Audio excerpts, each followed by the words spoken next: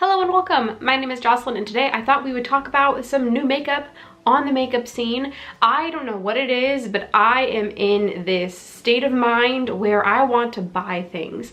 And if we're being honest, I have made some makeup purchases. I don't know if I will do a haul video or if I'll wait a while until all of the stuff that's going on kind of blows over or dampens down a bit, but I'm in that state of mind where I just want to buy the things that I've had on my mind for a long time, and I've done that.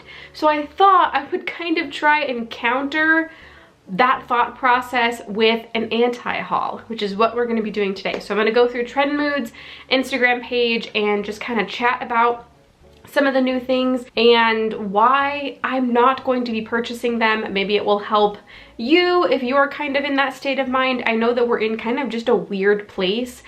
A lot of people are not working, but they are getting unemployment, and people are also getting their stimulus checks. So it's kind of just a really weird time to be in general.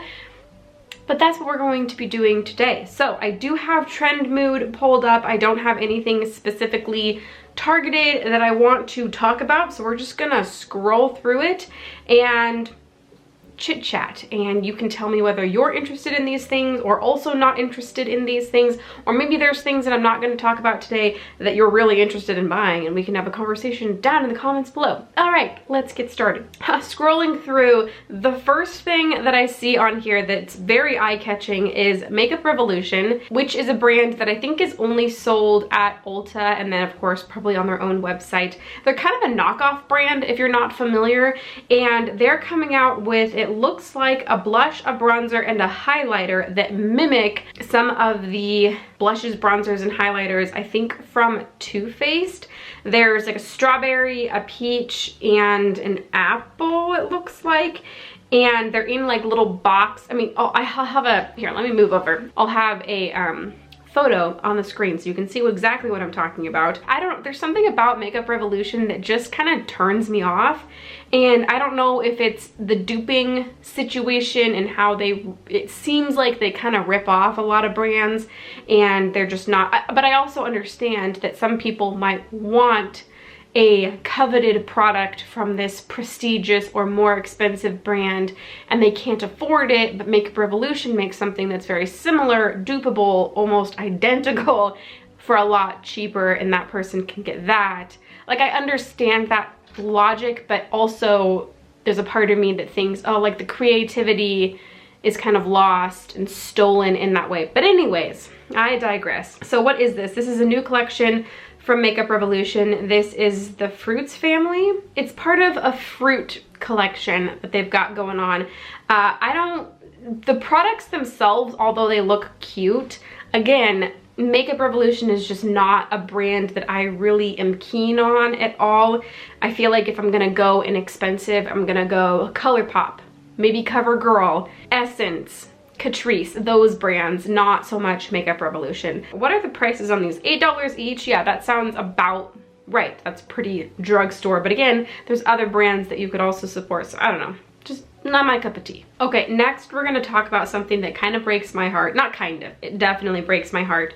So Kasha is a brand that I have supported historically on my channel because they haven't really been listed as cruelty-free, but they've also not really been listed as not cruelty-free anywhere, and they're still a little bit in this weird kind of limbo stage. On Logical Harmony's website, they're still listed in the gray area brand where they're not confirmed one way or another, but on Cruelty Free Kitty's website, they are listed as not cruelty-free. And I recently discovered that, and because of that, I am no longer going to be buying from them unless they are officially put on a cruelty-free list somewhere. But I wanted to make sure that I talked with you guys about that because I have historically supported them. I have a bunch of their bento boxes, which I really, really love. And I have a mochi highlighter, and I think I have a lip product. So I think I have a total of five products from them, but they recently launched a bunch of stuff. It looks like they have a liquid highlighter, stampable bronzers, and a lip balm oil that they recently launched. I'm not a huge fan of the stamp products. I never purchased one of those, but they have a handful of those. It looks like bronzers and highlighters. But obviously I will not be purchasing those. I would have possibly been interested in the lip oil, but not going to be buying those, which is a huge bummer. I haven't done too much research into them, but the fact that they're on Cruelty Free Kitty's non-cruelty free list is kind of, that's enough for me to know that they are not a brand that I will be supporting on my channel anymore. So I thought this was a good opportunity to mention that to you in case you are also a cruelty-free person. So there's that bit of very unfortunate news. Ooh, something else that it looks beautiful and I can appreciate the way that it looks, but I don't personally want it, even though also it has gotten really good reviews, is the new Natasha Denona Mini Retro palette. So this is one of her 5-pan shade palettes. It looks like 3 shimmer shades and 2 matte shades in it. This really is a beautiful palette. I just don't think that I would get the use out of it. I really don't like personally using a lot of cool toned matte shades, and that middle shade is a cool toned matte shade. It's kind of a funky, almost cement color looking color, which I'm just not the biggest fan of. I really like the shimmers on both ends and the neutral matte shade, even though I bet that neutral matte shade wouldn't show up very well on my skin. It's just, she has a ton of these mini palettes, and I just think that there are other ones that I would prefer way over this one. Although, again, like I mentioned, this one has gotten really good reviews. But it's just not something, it just doesn't speak to me enough that I would have an interest in picking it up. So I'm not gonna. I think that these retail for $25. This is marketed as having 5 dreamy colors for romantic retro looks, which I guess I can see that. It's a very unique, I think, color story, just not one that's for me. Okay, so the next products, I guess, are some Drunk Elephant products. So if you're familiar with my channel, you might know that I have found success with Drunk Elephant skincare. I don't currently, I think, have any. There goes my phone. I don't currently have any that I'm using in my bathroom right now, but historically I've really enjoyed their TLC Glycolic Night Serum, their Vitamin C Serum, their Cleansing Balm, and their Marula Oil, like a bunch of those things I've really enjoyed. But they've recently come out with a bunch of body and hair care items, which they haven't had before. And this is the first time I'm seeing their, it looks like Sealy body lotion, Sweet PT deodorant cream, very interesting, and Camellia cream body cleanser. I could have been totally mispronouncing some of those words, but they're not outrageously priced, which is interesting. So the body lotion's $20, the deodorant $16, that's a little overpriced, and the body cleanser's $20. And then they also have a scalp scrub for $36, a shampoo for $25, conditioner for $25, and a tangle spray for $25. Okay, so I really don't think that those are totally outrageous. The scalp scrub for $36 does seem up there a little bit, but I don't know. It definitely seems, it doesn't seem like a stretch for a skincare brand to come out with hair care and body care, but it does seem a bit odd, I guess. Like, I'm not totally sure if I would trust it or not. None of these are marketed towards naturally curly hair, so I don't think that I would have a use for them anyways, so I'm not going to pick them up. Speaking about the hair care stuff, obviously. For the body care, I mean, I might be interested in the body lotion. Oh, this is an anti-haul, not a would I be interested haul. Definitely none of the hair care. Definitely not the deodorant cream. I will stick with my current deodorants. That just doesn't sound like something. Let's see, it says infused with moisturizing plant oils and shea butter, all while eliminating a stinky bacteria. I don't know. I'd be really interested to hear the reviews on that one, but also for $16, I feel like I could get something a little better. Definitely keeping my eye on the lotion and the cleanser, but for $20, I don't know. I feel like I might be able to find something else. Oh, let's talk about Melt. So Melt came out with the the Rust palette. I know Rob Beauty Christie recently did a video using this. It's not a bad palette. I just feel like in terms of warm tones, I have so many of them already in my collection, and Melt palettes are pretty expensive. Yeah, $58. I feel like the majority of us probably already have these shades in our collection. Yeah, it's just a no from me. It's not bad looking, I just don't need it. I already have those, I don't need them. Let's see, let's find maybe a couple more things to chat about. Hello, let's point out the obvious. This is a different day that I'm filming this little part of the video. Glasses, hair in the bun, oversized doty sweatshirt. That aside, between when I filmed this video and when I'm editing this video, there are 2 new releases that came out on Trend Mood's page that I want to talk about because they're, I think, really interesting and I'd like to include them in this video. So here we go. The first of which works out perfectly because we just talked about Melt, and this next product is another Melt product, and it is their newest palette, which literally just released.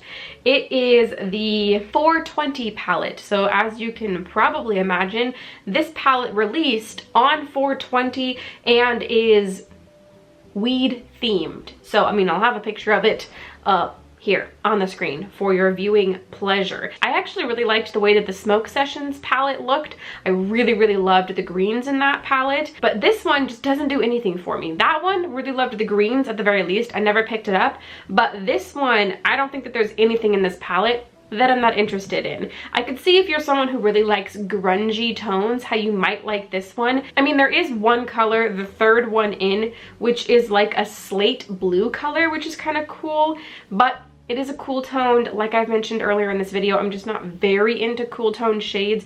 This is just not.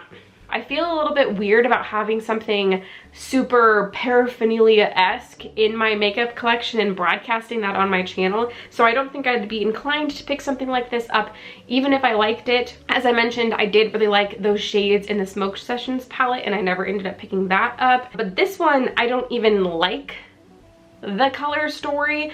It's an interesting color story, it's just not one that I like and that I want. I feel like I don't need to explain that much more about this. It's just not my color story, not my vibe, not interested. So that's the first thing that I wanted to pop in and talk about. And the other thing is a Milk product. I don't think I mentioned anything about them in this video yet, but this is a very interesting release, a very unique release.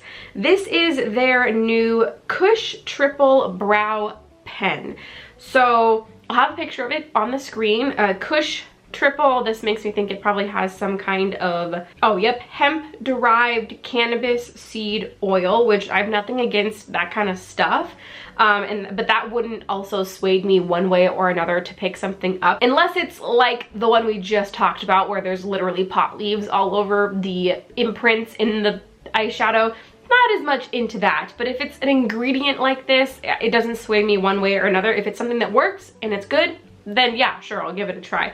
But this, it doesn't look to me like it would work that well, because when I think of a pen to draw in my eyebrows, I have super sparse eyebrows. I do have a little bit of them drawn in right now, but I have super sparse eyebrows. So when I go to draw in my eyebrows, I need something that's very fine to make the strokes look like brush hairs. And the way that these pens look, it makes it look like it would be really hard to control those strokes, and you would get a lot of thick strokes, and it just wouldn't look as natural as I would want it to. Maybe this would work better on people with thicker brows, but I just don't know. I don't feel like, for me especially, this is something that would work well for me. I might be proven wrong, I don't know, but this is definitely not something that I think would work. Therefore, I will not be picking it up. If this is a situation where it has really good reviews and it's worked really well for people with eyebrow types like mine, then I might be interested in it. But at this point, from what I can tell, it doesn't look like something that would work well for what I need it to do. Those are the 2 products that I wanted to talk about and jump in this very different state of being than you just saw me. So past Jocelyn will finish up this video. All right, I think that's everything that I'm gonna be chatting about today. I don't feel like there's an outrageous amount of releases right now.